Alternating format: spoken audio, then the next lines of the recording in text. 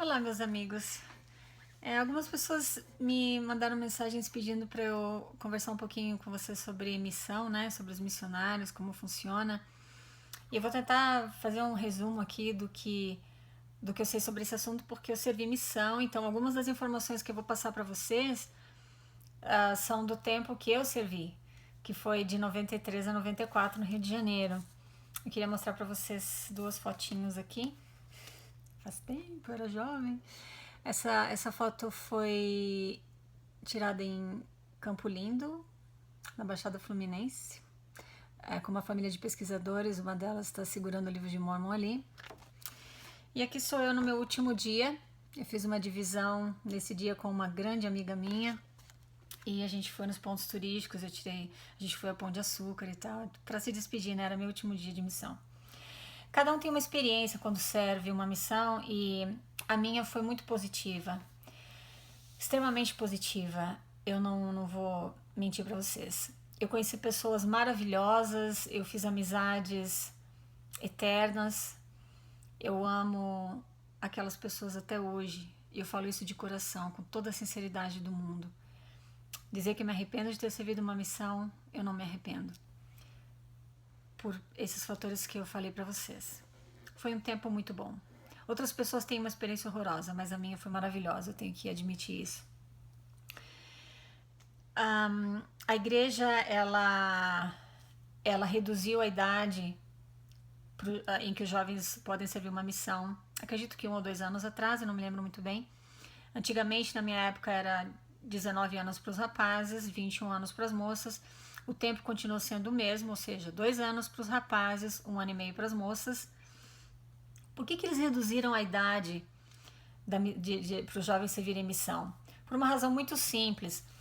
Como a matriz da corporação é aqui em Salt Lake, a maioria das decisões que eles tomam, a nível mundial, claro, são baseadas na realidade que eles vivem aqui. Então, o que acontece? Via de regra, os jovens aqui terminam o ensino médio aos 18 anos de idade. Então, o que acontece?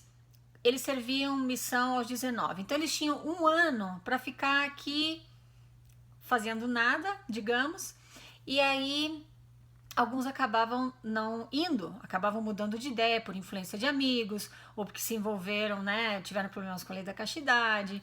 Alguns deles vão para a faculdade, assim que saem, que terminam o ensino médio, então ficavam 1 ano na faculdade antes de ir para a missão. E as universidades aqui acontecem de tudo, inclusive na Universidade Brigham Young. Se você mora aqui, você assiste os noticiários, você sabe do que eu estou dizendo. Acontecem, né, muitas coisas tristes, como estupros, né? Isso é muito comum nas universidades aqui, não só na Universidade Brigham Young, tá, gente? Todas as universidades. Mas os mormons estão em todas elas, né? Em todas as universidades. Então, muitos jovens acabam tendo problemas que impedem de servir uma missão. E os números caíram. Os números de jovens saindo para servir missão caíram muito nos últimos anos. E eles estavam preocupados, falaram, puxa, a gente tem que arrumar uma solução para isso. Cada vez menos moças servindo também, porque elas voltavam da missão aos 22 anos. Isso já é considerado velha, porque tem que casar. Uma boa moça mormon casa entre 18 e 21 anos no máximo, tá se casando, né? Eles precisavam resolver esse problema. Não foi inspiração, não foi revelação, espero que você entenda isso, porque nenhuma das decisões deles é baseada em revelação, inspiração dos céus. Enfim, eles precisavam resolver esse problema de estatística. Então eles pensaram, bom, a gente reduz a idade, né? Os rapazes terminam o ensino médio, já vão para a missão, eles não têm tempo de pensar, não têm tempo de sofrer influência de amigos lá fora, não têm tempo de quebrar nenhum mandamento sério, já correm para a missão. As moças vão aos 19, voltam da missão aos 21, ainda estão numa idade boa para casar, todo mundo fica feliz com isso. Aqui o impacto dessa decisão foi muito grande, os jovens ficaram felizes, agora muitas moças decidiram servir. Isso já aumentou o número de missionários, de jovens indo para o campo missionário, pelo menos aqui em Utah. Então a decisão foi esperta. Uma estratégia muito esperta. Tudo bem, então assim, antes de você ir, você recebe o teu chamado, né? Por que você é chamado para servir longe da tua casa? Por uma razão muito simples. Eles querem que você foque somente no trabalho missionário. Então eles querem que você esteja longe. Para isso, você precisa estar longe dos teus amigos, parentes, namorado ou namorado, e outras influências que vão desviar a tua atenção do trabalho e talvez até te fazer mudar de ideia e desistir. Porque o trabalho missionário, gente, é um trabalho duro. Quem serviu sabe. A gente caminha muito, a gente passa muito calor ou frio, dependendo do lugar onde está servindo, a gente cria bolhas nos pés. Se você realmente leva o trabalho a sério, é duro. Então, muitas vezes, muitos jovens falam, eu não aguento isso, eu quero voltar para casa. Então, se está mais longe da família, complica mais, né, para voltar para casa. Mas se ele está perto, já está ali, né, vai falar, eu vou desistir, eu não quero mais fazer isso, eu vou ficar em casa. Essa é a razão. Você passa pelo centro de treinamento missionário e você recebe um treinamento de vendas, tá, gente? Eu vou ser bem realista com vocês aqui, eu posso falar isso porque eu servi missão. E eu vejo hoje o comportamento dos jovens, dos missionários, e eu vejo neles usando as mesmas técnicas que eu usava. Então, essas técnicas são chamadas de padrão de compromisso. Não sei se hoje tem um novo nome, talvez tenha, mas o treinamento é o mesmo. Ou seja, você aprende a criar um relacionamento de confiança com as pessoas, você aprende a edificar sobre crenças comuns, eles te ensinam a ajudar a pessoa a reconhecer o espírito. Lembra que eu falei para vocês que a gente como missionário pergunta, como é que você está se sentindo? Eu estou me sentindo bem, estou me sentindo em paz. Então, esse é o Espírito Santo testificando que as coisas que nós estamos ensinando são verdadeiras e vêm de Deus. Isso é tudo um treinamento que a gente recebe. Nós saímos do CTM, que a gente chama, Centro de Treinamento Missionário, igual robôs. Eu não vou mentir para vocês. A lavagem cerebral é forte, é pesada. Eles te fazem focar totalmente naquele trabalho. A gente sai igual robô. Na minha época, a gente tinha que, além de usar o padrão de compromisso, nós tínhamos também que decorar as palestras. Eram 6 palestras, se eu não me engano, que a gente dava. Na primeira delas, a gente já falava, depois de falar de Deus e do plano de salvação, não, só de Deus, a gente já falava sobre Joseph Smith e já testificava que ele era um profeta de Deus. E já entregava o livro de Mórmon e desafiava a pessoa a orar e perguntar a Deus se aquele livro era verdadeiro. Primeira palestra já. Então a gente sai de lá completamente programado para fazer do jeito que eles mandam a gente fazer o trabalho. Por que existem tantas regras? Quando você chega no campo missionário, você não pode... Bom, quando chega no campo missionário, não. No momento em que você foi designado como missionário da Igreja de Jesus Cristo dos Santos dos Últimos Dias pelo teu presidente de estaca, antes de você entrar no CTM, que é assim que funciona, a partir daquele momento você já está condicionado a algumas regras, como, por exemplo, você não pode namorar, você não pode abraçar ou tocar, né, em nenhum membro do sexo oposto, você não pode escutar música, só hinos da igreja. Deixa eu me lembrar o que mais. Bom, claro, você não pode dançar, você não pode ir a festa nenhuma, você não pode sair para se divertir, você não pode ir ao cinema, porque, de novo, você tem que estar focado como um robô. Desculpa usar essa palavra, mas é essa palavra que cabe melhor nesse contexto. Como um robô fazendo e dizendo somente o que a igreja te autoriza a fazer. O interessante disso tudo é que você paga para servir a tua missão. No caso aqui, eu entrei no site da igreja porque eu fiquei curiosa para saber quanto é que custa para servir uma missão, hoje em dia. No lds.org,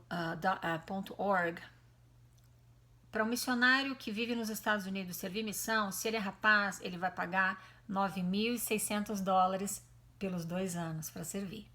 Você vai entregar esse dinheiro para a igreja, ou teus pais vão assumir o compromisso de depositar todo mês, entregar essa oferta, né, para a igreja todo mês, $400 por mês é o que você vai receber.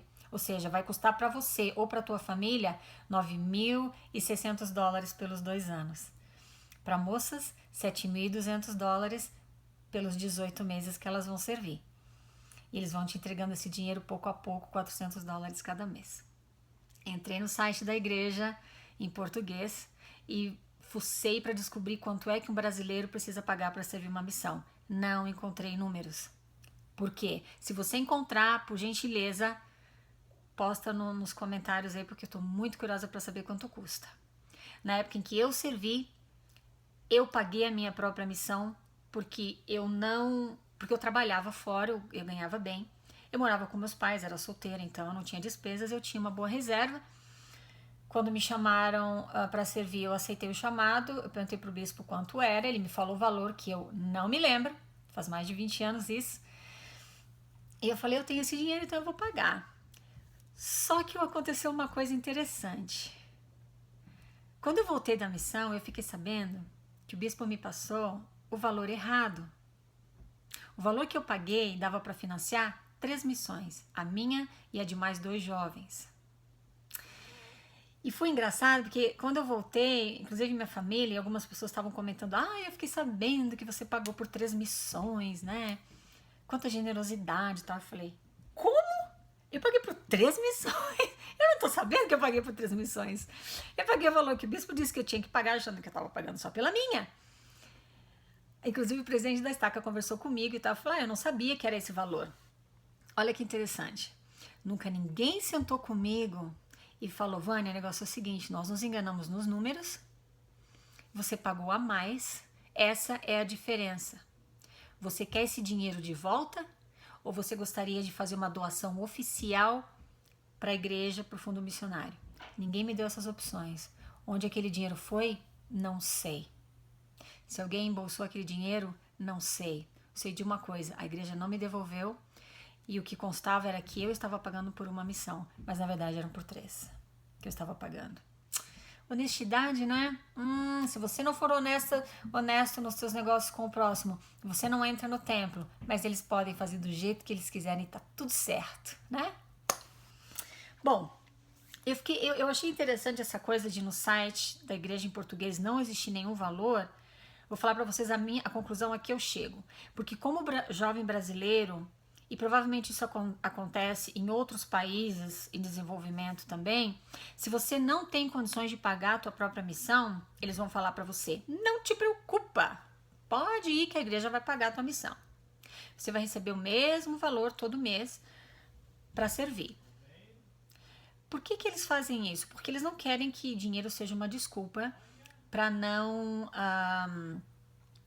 servir uma missão. Então, você vai servir, eles vão pagar para você. Uma coisa interessante, você vai trabalhar 12 horas por dia, 6 dias e meio por semana. Ou seja, você sai às 9 da manhã ou 9h30 e volta para casa às 9 ou 9h30 da noite. 12 horas de trabalho direto, você para almoçar só, para ali para fazer um lanchinho durante o dia, mas você tem que estar trabalhando direto. Direto. Lembra quando eu falei para você sobre mão de obra gratuita no vídeo que eu fiz sobre convênios que você faz no templo? Os missionários são um belo exemplo disso. Você paga para trabalhar. E você está vendendo a imagem da igreja, você está recrutando pessoas para entrarem e pagarem dízimo, né? Porque se pagar dízimo não entra no templo. Tratem bem os missionários. Eles são jovens bons. Eles são jovens de fé. Jovens que sacrificam tempo, relacionamentos e muito dinheiro para servirem, achando que estão servindo a Deus. Mal sabem eles que na verdade estão enriquecendo, trabalhando duro para enriquecer uma corporação americana multibilionária, que sem esse trabalho de graça, sem essa mão de obra gratuita, não vai crescer. A igreja precisa do trabalho missionário. A empresa precisa do trabalho missionário para crescer, para receber mais membros e mais dízimos. Trate bem os missionários. Eles são pessoas de boa fé. Eles trabalham muito duro. Eles merecem o teu carinho, o teu respeito e até a tua admiração. Obrigada por me escutar. Nos falamos na próxima. Tchau, tchau.